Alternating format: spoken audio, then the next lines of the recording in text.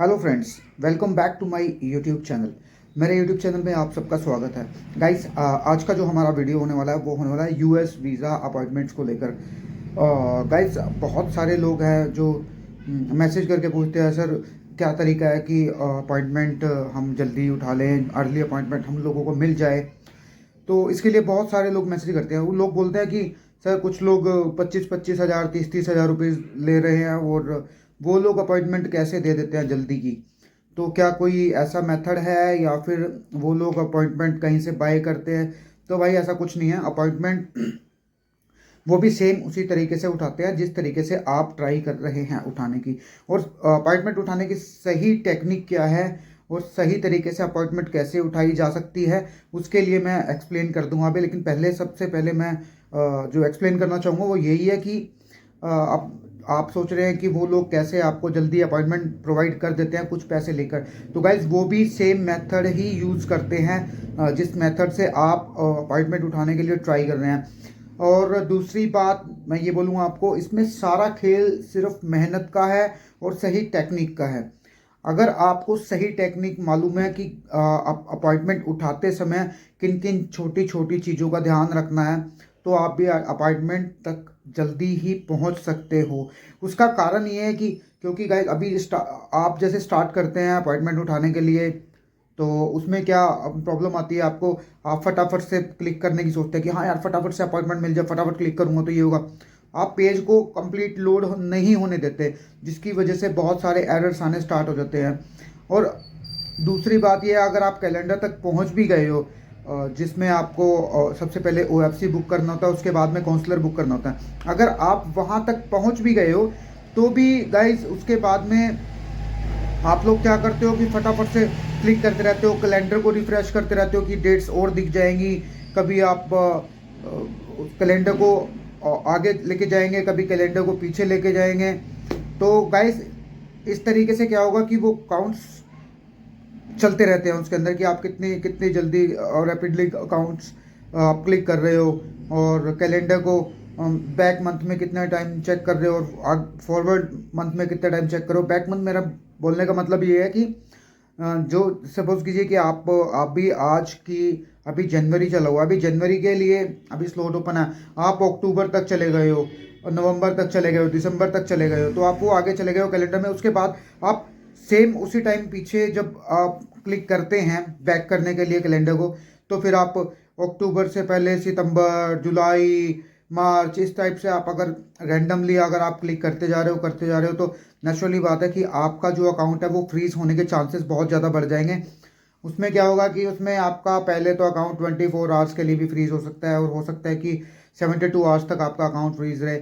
और इस बीच में अगर कोई अपॉइंटमेंट्स भी उठती है और आपको पता लगता है कि यार अपॉइंटमेंट्स ओपन हो चुकी हैं, अपॉइंटमेंट आ चुकी है, तो आप वो उठा नहीं पाओगे। ये सब मेहनत का खेल है और सारा ये आपको ध्यान देने वाली चीज़ें हैं जिसमें आपको छोटी छोटी चीज़ों का ध्यान रखना पड़ता है, तभी आप अपनी अपॉइंटमेंट तक पहुंच सकते हो।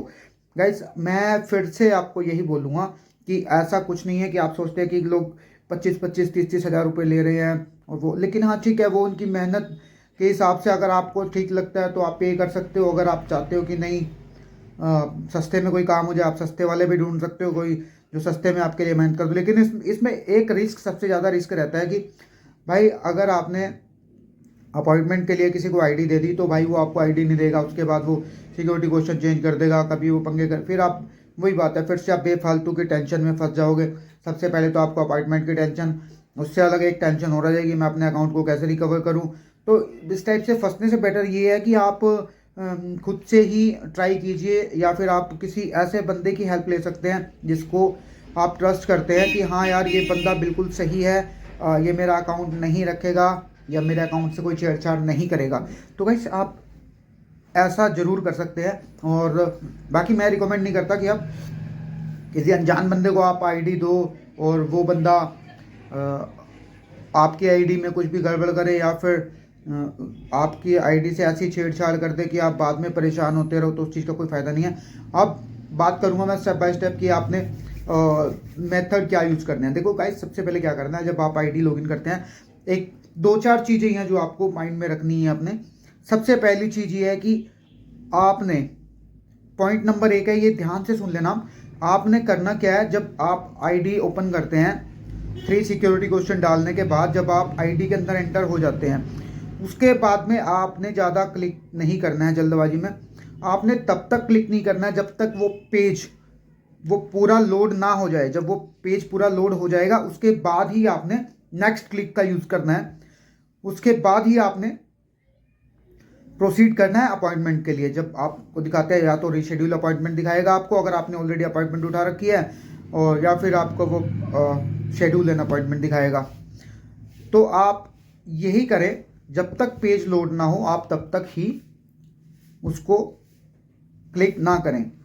फिर आप क्लिक करके पहुंच जाते हैं नेक्स्ट पेज के ऊपर। उसके बाद फिर से कैलेंडर में भी आपको यही करना है। जब आप कैलेंडर पे क्लिक करते हैं तो आपको पेज अच्छे से लोड होने देना है। अगर लोड नहीं हो पा रहा है पेज तो फिर आप क्लिक मत कीजिए, क्योंकि उसका कोई फ़ायदा नहीं होगा। अगर आपके हाथ अपॉइंटमेंट लग भी जाएगी तो वो बुक होते होते रुक जाएगी या कोई और उसको उठा के लेके चला जाएगा। तो